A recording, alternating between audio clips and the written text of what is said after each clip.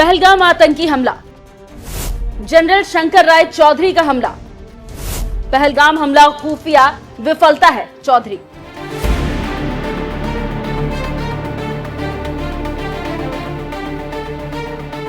नमस्कार, news express देख रहे हैं आप। आपके साथ मैं हूं खुशबू राय।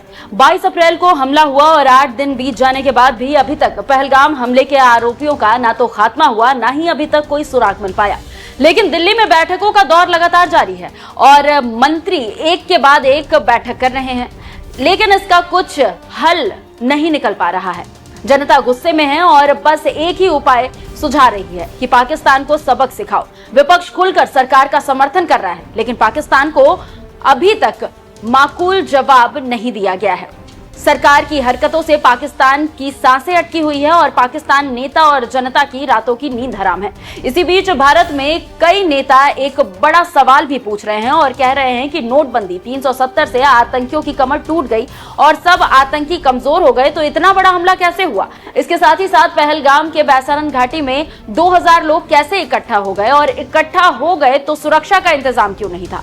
इसके साथ ही साथ हिंदू की रिपोर्ट बताती है कि हमले की बात तो दूर की बात है, पहलगाम के ऑपरेटर्स क्या कर रहे थे इसकी भी जानकारी प्रशासन और सेना को नहीं थी। इससे बड़ा दुर्भाग्य क्या हो सकता है कि जनता अपनी सुरक्षा राम भरोसे चल रही थी।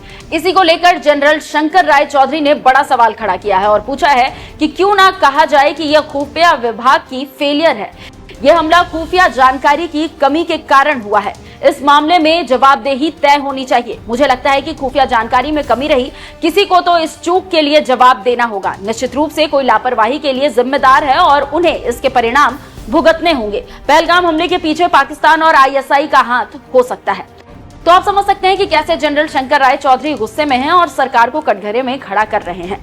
ये सारी बातें चौधरी ने पीटीआई से बातचीत के दौरान कही। जनरल चौधरी यहीं नहीं रुके, उन्होंने आगे सरकार से बड़ी मांग कर दी और पीटीआई से कहा कि जो राजनयिक कदम उठाए गए वो पर्याप्त नहीं है, प्रतिरोधात्मक उपाय करने होंगे। वे किस रूप में होंगे ये हम पर निर्भर करता है। पारंपरिक उपाय पर्याप्त नहीं होंगे, हमें कुछ और सख्त कदम उठाने होंगे। हमें उसी तरह से जवाब देना होगा। यही एकमात्र तरीका मुझे दिखता है। हमें अंतर्राष्ट्रीय कूटनीति बनाए रखते हुए जवाबी कार्रवाई करनी चाहिए। अब बहुत हो गया, मतलब जैसे को तैसा वाली नीति अपनानी होगी। तो आप समझ सकते हैं कि कैसे समर्थन के साथ ही साथ विरोध और सवाल पूछे जा रहे हैं। जानकारी देते चले कि पिछले 8 दिनों में सरकार की तरफ से कई बड़े कदम उठाए गए हैं, जिसकी तारीफ हो रही है और दुश्मन का गला सूखा हुआ है। 22 अप्रैल के बाद भारत में हलचल है और पाकिस्तान की नींद खराब है।